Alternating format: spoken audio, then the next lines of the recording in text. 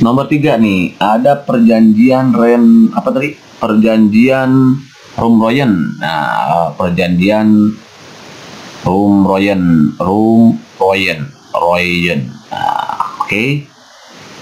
Atau kenapa atau biasa dikenal dengan perjanjian Rumpanroyen. Nah, Royen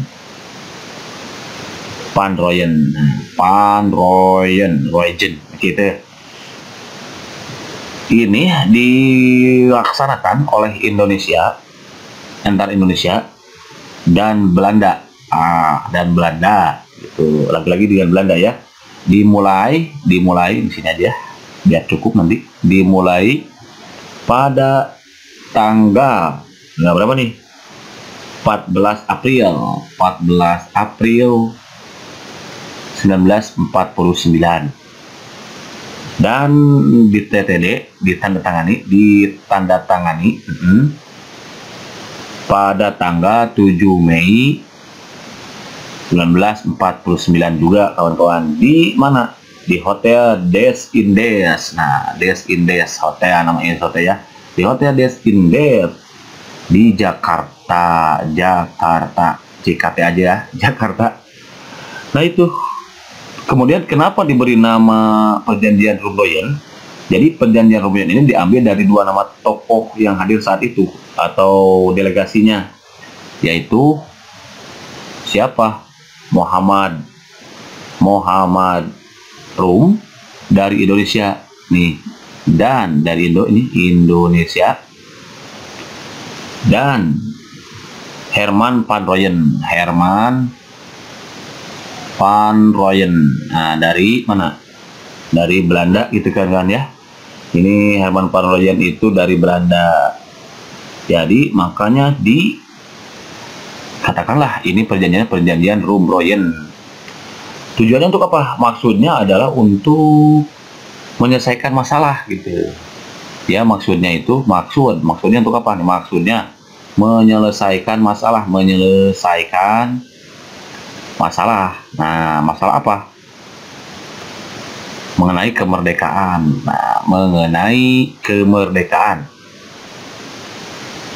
Indonesia sebelum KMB, yaitu Konvensi Meja Bundar. Nah, gitu kan ya. Di Den Haag. Nah, KMB itu di Den Haag kan? Den Haag gitu ya. Den Haag ya. Lalu isinya apa saja? Hasilnya atau hasil kesepakatan gitu ya. Hasil kesepakatan dari perjanjian ini, kesepakatan dari perjanjian Rumroyen itu diantaranya 1. Angkatan Bersenjata Indonesia, Angkatan Bersenjata Indonesia akan menghentikan semua aktivitas gerilya. Itu isinya, hasil kesepakatannya. Yang kedua, pemerintah Republik Indonesia Republik Indonesia akan menghadiri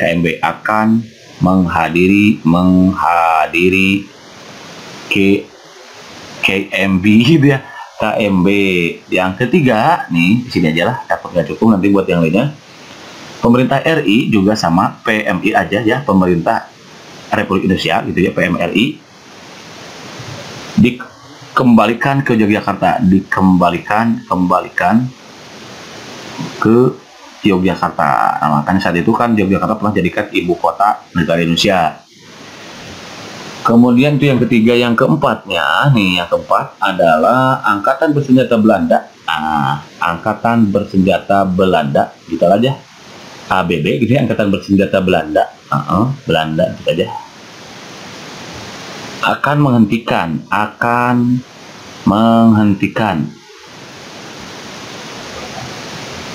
semua operasi militer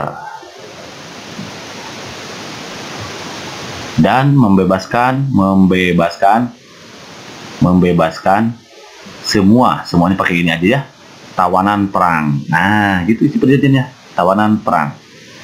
Itu jadi diantaranya isi perjanjian Romeo itu ada 4 hasil kesepakatannya. 1, bahwa Angkatan Bersenjata Indonesia akan menghentikan semua aktivitas gerilya. 2, pemerintah Republik Indonesia akan menghadiri konferensi meja bundar. 3, pemerintah Republik Indonesia dikembalikan ke Yogyakarta. 4, Angkatan Bersenjata Belanda akan menghentikan semua operasi militer dan membebaskan semua tawanan perang. Itu hasil dari perjanjian Rumroyen, kawan-kawan. Berikutnya ada perjanjian nih yang keempat. Ini yang ke berapa? 3 ya, yang keempat. Perjanjian Bongaya. Nah, perjanjian Bongaya. Bongaya bukan Buhaya gitu ya. Bongaya juga biasa dikenal dengan Bungaya atau Bungaya. Bukan Buhaya ini. Bungaya. Nah, jadi sebetulnya perjanjian Bungaya itu adalah perjanjian perdamaian, kawan-kawan. Perjanjian perdamaian yang ditandatangani di TTD aja lah pada tanggal 18 November 1667 di Bongaya. Lagi-lagi nama tempat kan, di mana? Di Bongaya juga, di Bongaya antara Kesultanan Goa nih. Boleh tulis ya, di Bungaya aja boleh, di Bungaya antara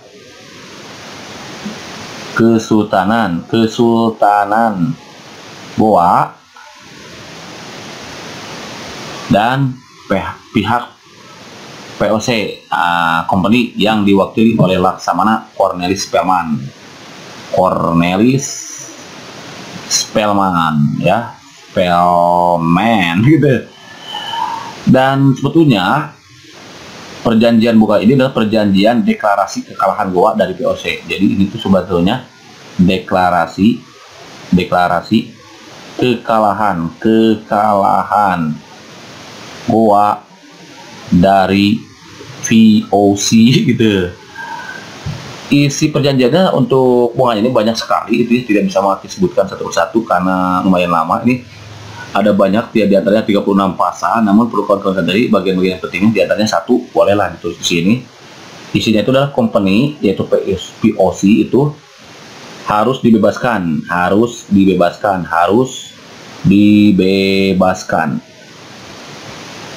dari bea dan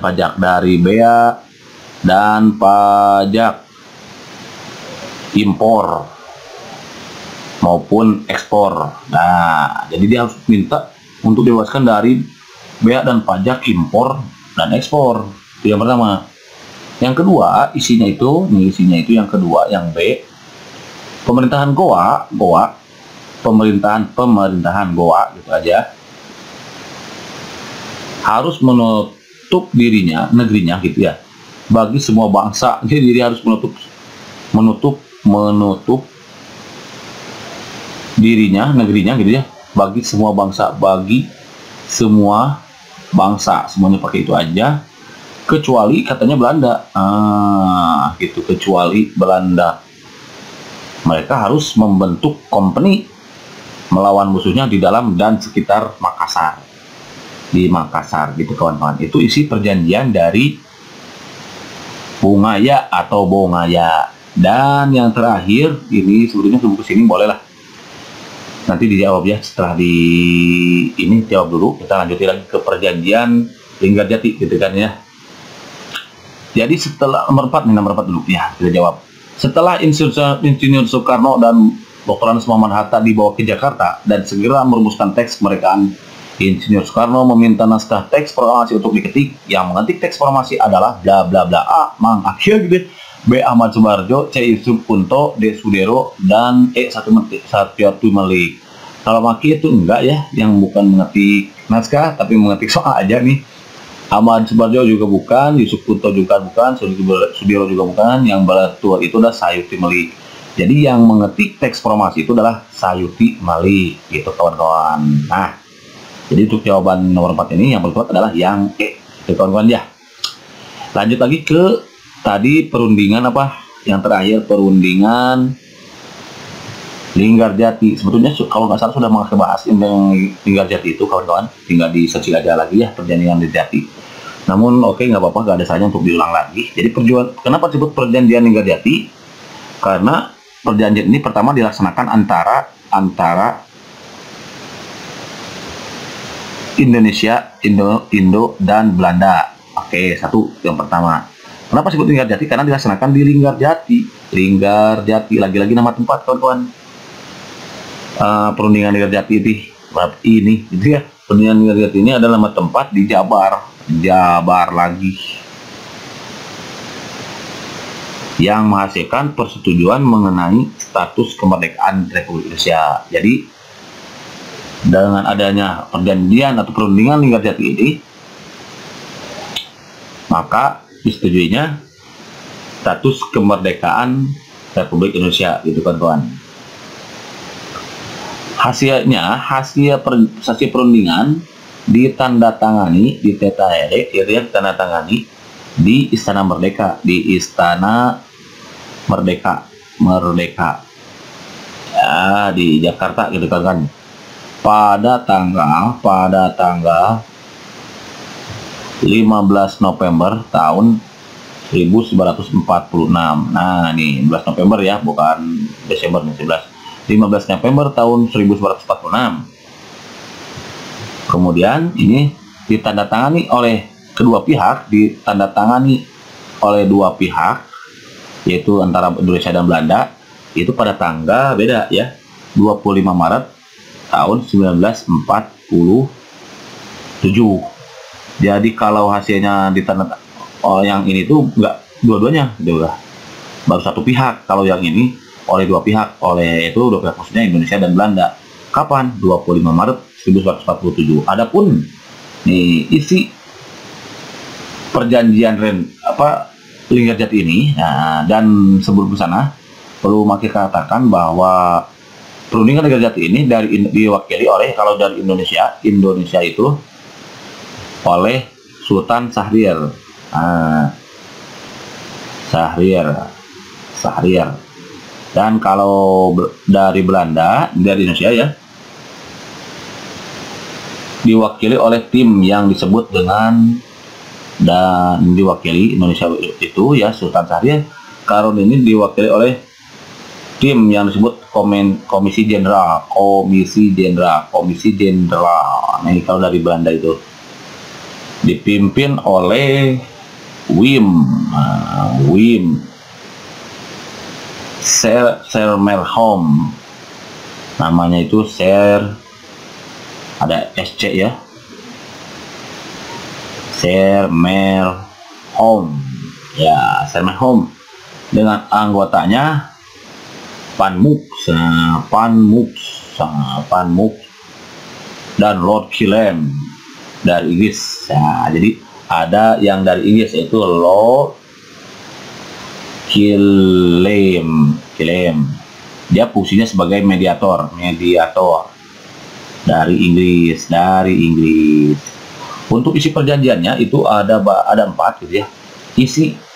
Satu isi perjanjian atau perundingan Linggarjati ini, satu, Belanda mengakui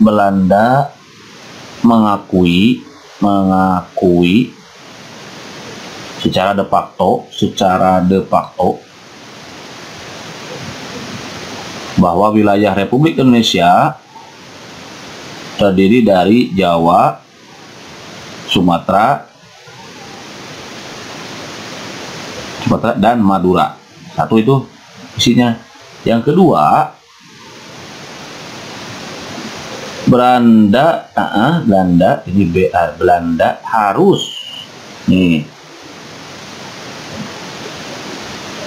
mengakui wilayah Republik Indonesia paling lambat 1 Januari 1949, kawan-kawan. Nomor 3, pihak Belanda dan Indonesia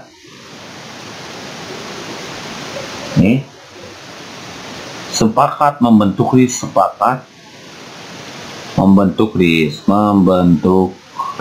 Kalau yang keempatnya ini karena sudah memakai turis ya, boleh di video sebelumnya silahkan kawan-kawan simak lagi. Kalau nomor 4 itu adalah bahwa dalam bentuk RIS ini, dalam RIS kaitannya dengan RIS dalam membentuk RIS, maka Indonesia harus tergabung dalam Commonwealth. Ada yang disebut dengan Commonwealth, Commonwealth gitu ya kawan-kawan. Commonwealth itu apa? Commonwealth itu adalah tentang persemakmuran Indonesia Belanda. Nah, persoalannya dengan mahkota negeri Belanda itu sendiri kawan-kawan. Ya, pokoknya untuk lebih jelas silakan disearch lagi video yang sebelumnya tentang isi dari perundingan Linggarjati. Jadi kalau perundingan Linggarjati itu dilaksanakan di Linggarjati yang ditandatangani oleh kedua pihak itu pada 25 Maret tahun 1947. Kemudian dari Indonesia diwakili oleh Sultan Syahrir, dan ini kalau tidak salah Perdana Menteri saat itu. Kemudian dari Belanda itu Komisi Jenderal, ada tim ya, ada Komisi Jenderal, diantaranya Wim Sermerholm dan Van Mook. Kemudian ada Lord Killam, ini sebagai mediator dari Inggris. Isi dari perjanjian Linggarjati itu atau perundingan Linggarjati itu adalah Belanda mengakui secara de facto wilayah Indonesia atas Jawa, Sumatera, dan Madura. Belanda harus mengakui wilayah RI paling lambat 1 Januari tahun 1949. Pihak Belanda dan Indonesia sepakat membentuk negara RIS, Republik Indonesia Serikat. Dan keempat, dalam membentuk RIS, Indonesia itu harus tergabung dalam Commonwealth, yaitu persemakmuran Indonesia Belanda, gitu kawan-kawan ya. Jadi kalau begitu jawaban yang tepat untuk tadi soal itu adalah perjanjian Kalijati. Ya, yang gitu ya. Mana ini? Ya, perjanjian Kalijati, yaitu perjanjian yang mengawali adanya penjajahan Jepang di Indonesia. Begitu kawan-kawan, Ansen. Minap-minap, jadi mantap.